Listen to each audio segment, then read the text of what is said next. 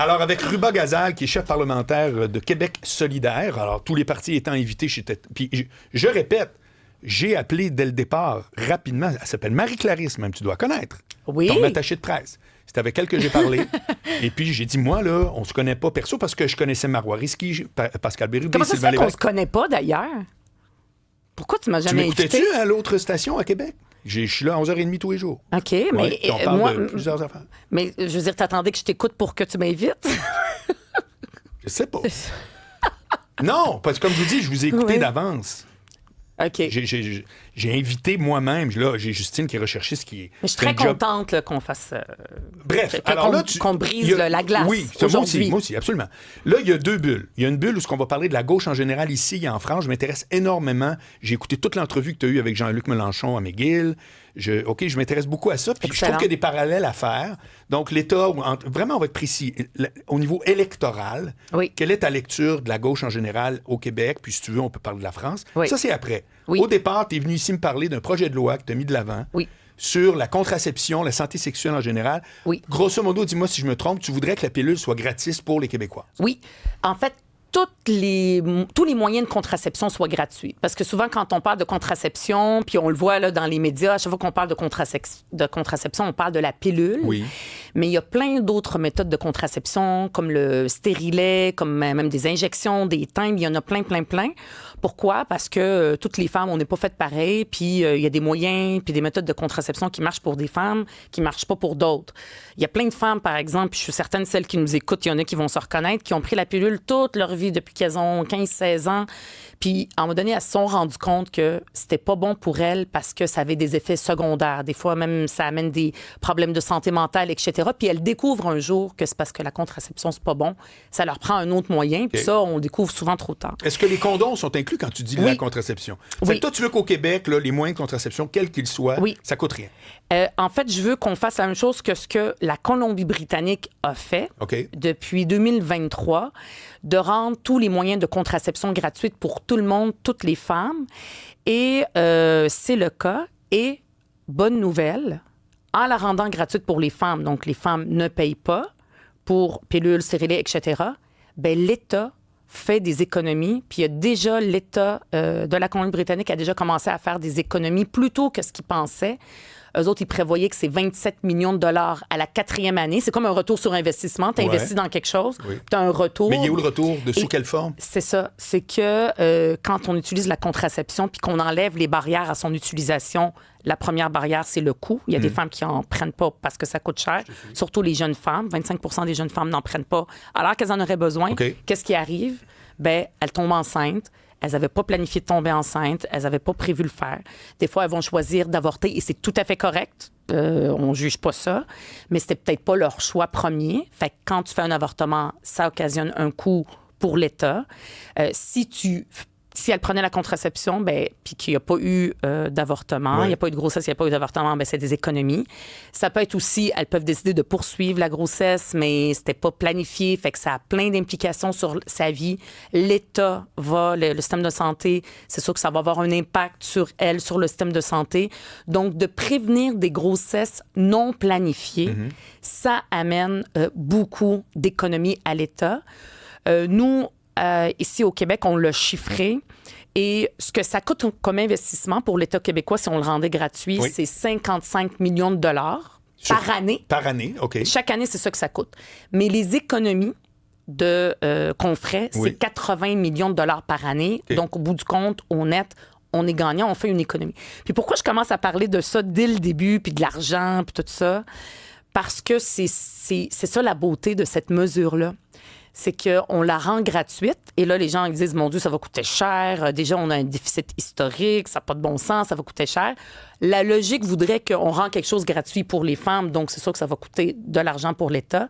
C'est pas si évident que ça de comprendre qu'il y a des économies. Puis c'est pas juste une lubie de Québec solidaire. On s'est vraiment basé sur des études qui ont été faites notamment en Colombie-Britannique. Puis en Colombie-Britannique, c'est pas des estimations, c'est un non, fait c'est la vraie vie, réel. là. Oui, oui. C'est là, avéré. ils peuvent avoir ce qu'on appelle des statistiques. Là. C'est plus Exact. des projections. C'est ça. C'est comme si eux autres, c'est notre projet pilote. Absolument. Ils l'ont fait. Puis il y a eu des économies et c'est une très, très bonne chose. Puis il y a un autre aspect aussi pourquoi ça me tient beaucoup à cœur. Oui, ça m'intéresse. Puis pourquoi est-ce que j'ai Ben, porté ce c'était dossier-là? une de mes questions, Ruba. Oui. C'est ça. L'automne dernier, il y a la Fédération québécoise pour le planning des naissances, qui est un organisme au Québec très reconnu, qui parle beaucoup, qui fait de la sensibilisation, qui intervient beaucoup sur les questions de la santé sexuelle des femmes de façon générale. Le planning des naissances, l'avortement, toutes ces questions-là, et qui m'ont interpellée. Puis ils m'ont dit, nous, on aimerait ça porter une pétition pour demander au gouvernement de se grouiller le cul, comme on dit, pour le faire, parce que la Colombie-Britannique l'a fait. Il y a aussi l'île du Prince-Édouard, il y a le Manitoba, il y a plein de provinces au Canada qui le font. Puis le Québec, on s'est toujours targué d'être des précurseurs. Puis là, en ce moment, on a du retard. Fait qu'est-ce que tu peux l'apporter? Fait que je dis, oui, bien sûr, le droit de pétitionner. Puis je l'ai porté à l'Assemblée nationale. Puis j'étais au courant, je leur avais déjà parlé de ce sujet-là. Et au moment, elle était comme à quelques milliers de signatures. Au moment où Donald Trump a été élu, elle est devenue virale le lendemain jusqu'à ce qu'elle se rende à près de 100 000 signatures. Puis une pétition à l'Assemblée nationale, c'est très rare qu'il y en a qui atteignent ces niveaux-là. Ah oui? Oui, c'est très, très rare. Okay. Les plus populaires sont comme à 10 000. C'est la pétition la plus populaire depuis qu'on comptabilise ça, c'est celle de Amir Kadir, il y a plusieurs années, qui a demandé la démission de Jean toujours Charest. Québec solidaire qui fait des pétitions populaires. Il avait demandé la démission de Jean Charest, puis elle était rendue, là, je ne me rappelle pas du chiffre, peut-être 250 000, 300 000. Mais il y en a une autre qui a dépassé la mienne, puis je vais le dire, puis c'est Pascal Béribu que vous avez... donc, pour voir que moi aussi, je suis juste, il a porté une pétition récemment, et elle a dépassé, elle est devenue à 150 000 signatures, contre les coupures en éducation. Les gens se sont mobilisés récentes. Là. Donc, ça a été vraiment viral. Et moi, ce que j'ai senti, c'est il y a un consensus au Québec, puis il y a une peur de voir que ce qui se passe aux États-Unis, où il y a un recul des droits des femmes, il y a eu maintenant, il y a des États où l'avortement est criminalisé, même des femmes qui font des fausses couches, des fois si on les croit pas, puis on pense qu'elle a fait exprès, au lieu de prendre soin de ces femmes-là qui ont fait des fausses couches, on fait des investigations, puis on les garde pour dire peut-être qu'il faudrait les emprisonner parce qu'elles ont peut-être avorté. C'est dégueulasse, là. On n'est pas... C'est que toi, tu as senti auprès de la clientèle féminine, excuse-moi de dire clientèle féminine, mais les femmes du Québec, qui avaient une sensibilité particulière, là, ça a réveillé quelque chose. Parce que la première question que je voulais te poser, puis tu y as très bien répondu, c'est pas des questions pièges, là, on jase. Mais je me suis dit, veux-tu bien me dire, à travers toutes les causes que Québec solidaire, Ruba Gazal porte, tu sais, je veux dire, salaire minimum augmenté, Sainte-Justine, nomme-la toute. Comment ça se fait, ça? Ben, je viens de comprendre. C'est que tu as initié une pétition, puis tout à coup, tu as eu l'impression que tu venais de toucher sur quelque chose. Est-ce que je me trompe? Absolument. Premièrement, on peut, comment on dit ça, manger de la gomme et marcher en même temps. C'est très vrai. Puis en politique, on mange de la gomme, on marche, on conduit, on prend des ballons, on fait beaucoup de choses. Non, mais ça reste que c'était ça mon intérêt. Un n'empêche pas l'autre. Puis aussi, oui, être à l'écoute aussi de la population. Puis la vérité, c'est que c'est pas juste les femmes qui sont intéressées par ça. Il y a vraiment... Moi, je sens un consensus au Québec pour dire, de façon très générale, là, peu importe quel parti politique, de dire, nous, on ne veut pas devenir comme ce qui se passe aux États-Unis. Puis, oui, on a une frontière, mais elle n'est pas aussi étanche que ça. Puis pas de penser que nous, parce qu'on est au Québec, puis qu'on boit une eau différente, puis qu'on est différent, que les discours... plus de droite ou masculiniste, ou est-ce qu'on veut faire des reculs des droits des femmes, n'existent pas ici. Ils existent. Et il ne faut pas dire « ça n'arrivera pas ici ». Et je sens cette inquiétude-là, même de qui? Qui n'a jamais dit « ah, c'est pas une bonne idée ». François Legault. J'ai eu une discussion, moi, après avoir porté la pétition. Oui. Puis tu as proposé... Oui, j'ai bien lu ça. J'ai eu des discussions avec lui, puis c'est lui qui m'a dit... C'est vrai qu'on a un retard au Québec sur cette question-là. Je ne l'ai pas dit, moi. Non. C'est lui-même qui l'a reconnu, puis il a reconnu quelque chose de très intéressant. J'étais vraiment agréablement surprise qu'il soit aussi sensibilisé à ça. Parce que je me dis, ça doit faire longtemps qu'il n'a pas géré de contraception dans sa vie. Fait que, tu sais, c'était Ouais, quand même... mais t'es pas obligé d'avoir l'expérience au Exact, quotidien. Là. Exact. Il parle avec du monde, fait qu'il y avait un intérêt, fait que je trouvais ça très intéressant. Puis il a dit, c'est vrai que la charge de la contraception aujourd'hui, elle est portée beaucoup sur les épaules des femmes, puis ça n'a pas lieu d'être. Après ça, il dit, on va regarder ça, puis il s'est pas engagé à rien. Mais c'est pas grave. Forte de cette pétition-là, forte de l'appui populaire pour cette mesure-là, forte du projet de loi, parce que j'ai dit, tiens, je vais faire avancer le dossier. J'ai porté le projet de loi que j'ai déposé. C'est pas terminé. Je suis aussi en discussion et j'en parle avec mes collègues féminines des autres partis politiques. Parce qu'il faut aller au-delà de la partisanerie. La contraception gratuite, là, moi, je le sens, c'est pas un truc de Québec solidaire, c'est pas un truc gauche-droite. C'est juste le sens commun pour éviter des grossesses non planifiées, non désirées, pour faire des économies. On a un déficit historique, hein? C'est Mme Diane Franqueur, qui est aussi gynécologue, puis a déjà été la présidente de la médecin des spécialistes. C'est ça, des gynécologues. Oui, en ce moment, aujourd'hui, elle est présidente de l'Association canadienne des gynécologues du Québec, mais elle a déjà beaucoup parlé puis négocié avec le gouvernement. Puis je vais prendre ce qu'elle a dit. Elle a dit... On aime ça faire de l'argent sur le dos des femmes. Ben là, voilà une bonne raison pour faire de l'argent sur le dos des femmes. Oui, c'est bien. Je trouvais ça drôle de l'amener comme ça. On a un déficit historique. On essaie de trouver des façons de réduire les coûts. La prévention, il n'y a rien de mieux que ça. C'est bon pour les femmes. C'est bon pour l'État, c'est bon pour tout le monde. Donc, il n'y a pas de raison de ne pas aller de l'avant puis de ne pas être en retard par rapport aux autres provinces. Alors, reçoit des commentaires. Il y a une question tout d'abord. C'est deux fois la même personne, j'ai pas son nom. Il pose la question, savez-vous combien ça coûte à l'État pour offrir cette pilule-là? Elle a répondu tantôt, 55 millions par année. C'est ce qui est chiffré. Que c'est tous les moyens de contraception, pilule, stérilet, parce qu'il y a des femmes, elles, la pilule, ça marche pas. Il y en a même qui tombent enceintes en prenant la pilule, mais le stérilet, ça marche. Mais quand tu viens, puis moi, c'est des médecins qui me l'ont dit, il y a une femme qui est venue puis elle a dit, ben moi, je vais avorter, j'ai pas le choix, puis j'ai pas l'argent, parce que c'est une mère, elle avait d'autres enfants déjà, ça lui coûte cher, elle a de la misère à payer son loyer, tout coûte cher en ce moment. L'épicerie coûte cher, puis elle dit, j'ai pas les moyens de mettre un stérilet, fait que je le mettrai pas, puis je risque encore de retomber enceinte. Et c'est un coût aussi pour tous ces moyens-là. Fait que ça coûte 55 millions, mais on fait des économies de 80. Puis là, j'aimerais ça peut-être, je vais vous laisser peut-être vous indigner à ma place. La personne renchérit en disant, responsabilisez-vous, puis c'est tout. Ben, c'est ça le problème. C'est quoi le rapport? Ben, dans le sens, tu sais, mets des condoms puis ça t'arrivera pas. Tu sais, si tu tombes enceinte, ben c'est de ta faute. C'est toi qui n'as pas fait attention avec le condom. Tu t'es pas assuré on parle pas que de c'est ça. ça. On parle pas de l'idée de la contraception. On dit, est-ce que elle propose que ce soit la gratuité, d'ailleurs pour tout le monde, les condoms inclus. C'est ça. Alors, après ça, c'est sujet à débat, mais... Évidemment, les condoms, si tu as envie d'un condom d'une certaine saveur puis que tu as envie de te le procurer au banane, mettons, au banane. Oui, par exemple, je connais pas... fait que tu vas aller à la pharmacie, tu peux toujours t'en procurer, en acheter, mais c'est de les rendre encore plus accessibles et gratuits un peu partout dans les lieux publics et tout ça, pour que des jeunes... Parce que, oui. Est-ce qu'en parallèle, tu pourrais proposer aussi l'autre côté du spectre, c'est-à-dire, exemple, les couches gratuites pendant les 12 premiers mois? En un mot, là, c'est la contraception. Ça pourrait-tu être, hey, pour les filles qui en veulent et qui peuvent avoir des problèmes de finances, ben, on va porter aussi une pétition ou quoi que ce soit pour aller de l'autre côté du spectre. C'est-à-dire, non pas, genre, je prends la pilule parce que je veux pas tomber enceinte, mais j'aimerais ça que l'État m'aide à contourner la petite barrière financière que j'ai à avoir un premier enfant, par exemple.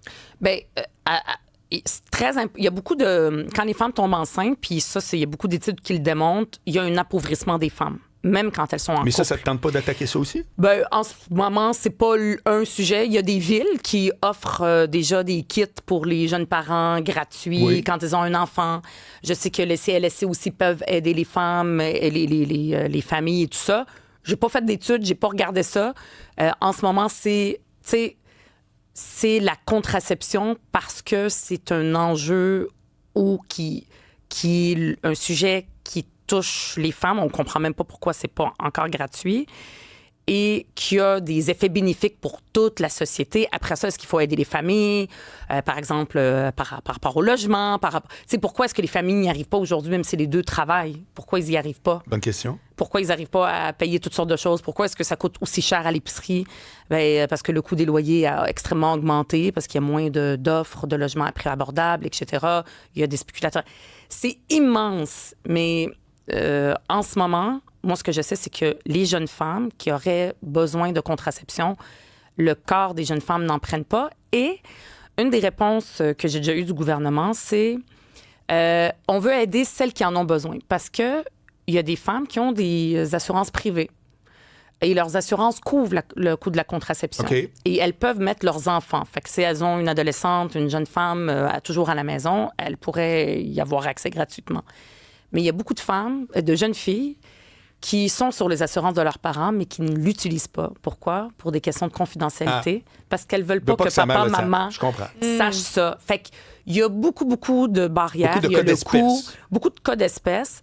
Et les études sont là, tu sais, pour démontrer que ça fait faire des économies à tout le monde. Oui. Puis, on a besoin de bonnes nouvelles. On a beaucoup de mauvaises nouvelles en ce moment. Je sens, tu sais, moi, j'ai mon bureau de comté dans mon comté. Je suis sur le plateau Mont-Royal. Oui. Les citoyens qui viennent nous parler. Il y a une angoisse. Évidemment, les gens ils ont des fois leurs problèmes personnels, mais il y a une angoisse généralisée. Okay. Quand on regarde les nouvelles, il n'y en a pas tant que ça des bonnes nouvelles. Et il y en a beaucoup aussi pour les femmes où on voit des reculs. Puis on n'a pas besoin d'aller jusqu'en Afghanistan pour en avoir, puis en Iran, parce que ça, on le sait, il y en a beaucoup. Mais qu'aux États-Unis, ça arrive, qu'il y ait des gens, même au Québec, qui veulent aller devant les cliniques d'avortement pour dire aux femmes, es-tu sûre de ton choix, etc. Ils ont été déboutés en cours. Là, récemment, il y a eu ça. Fait qu'on a beaucoup trop de mauvaises nouvelles, ce qui se passe dans les procès, M. Roson, etc. Fait qu'on a besoin de bonnes nouvelles. On a besoin de sentir qu'il y a des avancées. Puis d'arrêter juste de dire, hey, on commémore cette année tant d'années du droit de vote des femmes. On commémore la marche du pain et des roses. On commémore, puis on est fiers de ce qu'on a fait dans le passé. On aimerait ça que ça continue. Tu sais, moi, je suis la seule femme à la tête d'un parti politique à l'Assemblée nationale du Québec en 2025. Fait que je pense pas que c'est un hasard. Il y a quelque chose, il y a des barrières. Fait que on a besoin de bonnes nouvelles. Ça en ferait une belle avancée, une bonne nouvelle. Et en plus, ça rapporterait de l'argent. C'est quoi l'état de la gauche actuellement, selon toi? Tu sais, dans les derniers sondages, c'est pas mal plus tough pour vous autres de ce temps-là. T'attribues ça à quoi? Parlons vraiment d'électeurs, OK? Pas nécessairement les grandes idées, là. L'électorat. Qu'est-ce qui fait que ça a l'air plus tough d'avoir un X pour Québec solidaire qu'avant? Tu sais, moi, si je marche dans la rue puis je dis aux gens, êtes-vous de gauche ou de droite? Moi, je sais pas, je sens, puis parce que je parle avec beaucoup de monde, de toutes sortes de monde, puis moi, avant de devenir politicienne, j'ai été une fille qui a travaillé dans des shops, des usines, avec des gars de shop, des soudeurs. C'était quoi ta job? Moi, j'ai travaillé comme gestionnaire en santé, sécurité et environnement dans des usines, comme j'ai travaillé dans l'ancien bombardier aéronautique. J'ai travaillé dans une compagnie pharmaceutique qui fabrique des médicaments comme les Gravol. C'est ça? Moi, ma formation, j'ai une maîtrise j'ai un bac au HEC en comptabilité comme François Legault. On a ça s'arrête là, les ressemblances avec François Legault. J'ai un bac en comptabilité. J'ai travaillé un peu là-dedans. J'ai haï ça. C'est parce que tout le monde est comptable dans ma famille. Mais j'aime la comptabilité, par exemple. Une fille de chiffres. Ah oui. Puis après ça, je suis allée faire une maîtrise en environnement. J'ai travaillé en environnement dans des usines pour faire respecter les lois environnementales, avoir des permis, des choses comme ça, de la formation. Et je suis allée faire un certificat en santé et sécurité au travail. Je suis très fille du plancher des vaches, là. Oui. Moi, je m'en allais avec mon casque de sécurité, mon habit de travail, puis mes bottes. J'étais pas toujours à mon bureau. Le monde ouvrier, ça dit quelque chose. Le monde ouvrier, puis j'allais parler avec les gars qui disaient « Ouais, c'est pas toi, ma petite fille, qui va me dire comment travailler avec ma machine pour mettre en place des mesures de sécurité pour prévenir. » Fait que je connais le monde, puis ils se définissent pas « Je suis de gauche, je suis de droite ». C'est plus... comment ça se fait que je paye tant d'impôts puis que ça me coûte cher puis que j'ai pas de service? Comment ça se fait que mes enfants sont pas capables de devenir... Est-ce que tu leur parles encore à ces gens-là? Oui. Je parle en termes là, de Ruba Gazal du Québec solidaire. Est-ce que tu leur parles? Non, mais j'ai pas l'impression, moi. Moi, j'ai l'impression que tu parles aux minorités. Alors, c'est fantastique. Je t'entends pas parler aux ouvriers. Je t'entends pas parler à ce qu'on appelait dans le temps des communistes le prolétariat. Je t'entends pas parler de ça. Moi, ce que j'aime, c'est en anglais. Il faudrait trouver un équivalent « the working class ». C'est très beau. Je suis très... On dirait que classe ouvrière, personne ne se reconnaît là-dedans. T'as raison. C'est les travailleurs-travailleuses. Les gens qui se réveillent le matin, qui travaillent fort, qui ont une famille, qui n'ont pas le temps de se dire est-ce que je suis de droite, de centre-droit, de centre-gauche, c'est qui veulent avoir une famille que leurs enfants puissent après ça faire ce qu'ils ont envie de faire dans la vie, puis qu'ils puissent devenir propriétaires s'ils le veulent et réussir, puis aller au bout de leurs rêves. Puis ça, j'ai l'impression, moi, à mon époque, j'ai 47 ans, fait qu'à mon époque, dans les années 90, début 2000, c'est quelque chose qui était possible. Puis j'ai été à l'école publique, j'avais pas besoin d'aller à l'école privée. Puis ça a été quelque chose de possible, puis c'était comme normal. Puis j'ai l'impression que les jeunes aujourd'hui, c'est plus difficile, c'est pas possible. Puis Québec solidaire a pas gouverné pendant les 20 dernières années ou 30 dernières années. Fait qu'il y a des politiques, il y a des décisions qui ont été prises par les différents gouvernements qui disaient qu'on va enrichir les plus riches, puis comme par magie, dans un monde de ruissellement. Un monde de magie, là, tout d'un coup, toute cette richesse-là va descendre, puis elle va percoler, puis elle va aller dans les poches des gens ordinaires. Ça, je suis d'accord. Est-ce que c'est arrivé? Non. Mais ça répond pas à ma question. Ouais. Ma question, c'est tout. Moi, j'adhère à tout ce que tu dis. Le ruissellement, le Emmanuel Macron, très, très fort, c'est tombé dans la poche du capital. C'est les actionnaires qui ont ramassé le ruissellement. C'est pas les employés. C'est chiffré. Maintenant, je t'écoute. Wow, grand discours d'ouvrier. Je le répète.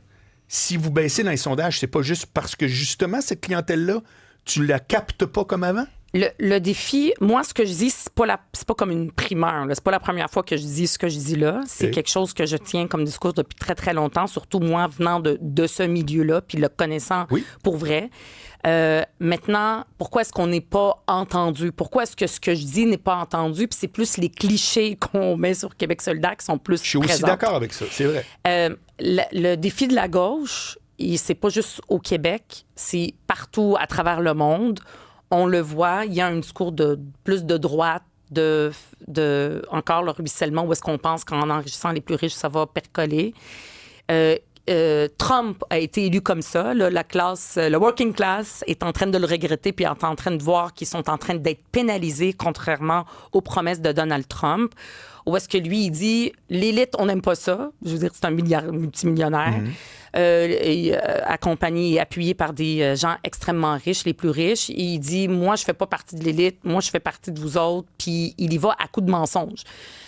Moi, j'aime pas ça mentir, puis à Québec solidaire, on ment pas. On dit les choses, on dit la vérité. Puis après ça, t'as de l'autre côté des gens qui vont tenir un discours extrêmement simpliste, extrêmement facile. Est-ce qu'il faudrait simplifier notre discours? Oui. Ah bon? Ben, c'est-à-dire d'être plus simple, parce qu'on est très, tu sais, les gens de gauche, intello, tout ça.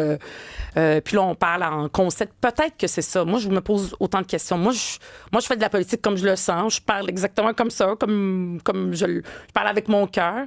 Puis je parle de mon expérience. Puis Québec solidaire, je suis pas une nouvelle venue. Moi, je suis membre fondatrice. Je suis là depuis 2006. J'ai été là parce que je suis une vraie féministe. Françoise David, c'est une des plus grandes féministes du Québec, puis j'ai voulu la suivre. Sinon, j'aurais pas fait de politique, j'aurais continué mon travail d'avant. Je veux qu'il y ait une égalité entre les hommes et les femmes. Non, ça me fait mal de voir qu'il y a des enfants qui ont faim puis qui vont à l'école. Parfait. Puis après ça, il y en a d'autres qui vont à l'école privée, subventionnée par l'argent des parents qui envoient leurs enfants à l'école publique. Mais tu peux tout me répéter ça ad nauseam. Ouais. Mon point, c'est tu as touché un peu. Je te dis pas ce que j'y pense pas, peu importe. Mais tu es en train de me dire que c'est une théorie qui est intéressante. Parce que j'achète là, tout ce que tu dis. Là. C'est Québec solidaire, parfait. Vous avez un vrai rôle à jouer. Mais tu as dit peut-être qu'on est dans un discours qui est plus complexe. C'est ça que je veux t'entendre. Est-ce que ça se peut que ce soit votre communication qui est déficiente? Je parle pour mettre un X sur Québec solidaire. Les idées, après, les gens adhèrent ou pas. Ça se peut-tu que ce soit votre communication qui n'est pas adéquate? Je pense pas que c'est juste ça. C'est comme dire, les gens, ils n'ont pas compris donc, ce qu'on a idées, dit. Là, ils ont pas assez d'adhésion. Ben, c'est un ou l'autre. C'est-à-dire qu'on ne peut pas changer tout en un tour de main, comme ça, du jour au lendemain. Puis ça, souvent, les politiciens aussi font croire ça à la population. Quand moi, j'arrive, en même pas 4 ans, tout va être correct, il n'y aura plus d'attente dans le système de santé, en éducation, ça va bien aller, vous aurez pu, tout va rien vous coûter. Puis ça, ces discours-là magiques, ça marche pas. Fait que c'est sûr que les gens... Qui dit que ça marche pas, Ruba? Peut-être c'est ça qui donne le X sur le bulletin de vote. C'est peut-être ça. Peut-être que toi, tu dis, j'ai des idées, voici, c'est les mêmes, je suis là depuis 2006. Tout le monde l'entend. Mais les sondages, c'est pas ça.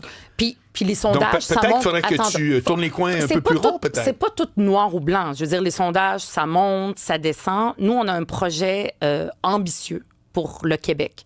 Moi, je suis extrêmement ambitieuse pour le Québec. Je veux pas juste qu'on devienne correct par rapport à l'Ontario puis par rapport à d'autres provinces. Puis en même temps, pour faire ça, il y a de l'argent qui existe au Québec, contrairement à ce qu'on nous dit qu'on est pauvre. Puis l'argent, il n'est pas bien distribué parce qu'on a décidé, par exemple, de baisser la taxe scolaire, puis ça enrichit du monde, puis ça fonctionne pas. Maintenant, pourquoi est-ce que c'est pas entendu? C'est un défi partout à travers la planète. Il y a un discours de droite où il y a des mensonges qui sont dits à la population. Moi, j'ai pas l'intention que Québec solidaire, on mente. Est-ce que des fois, on veut parler de beaucoup trop de sujets? Ça se peut.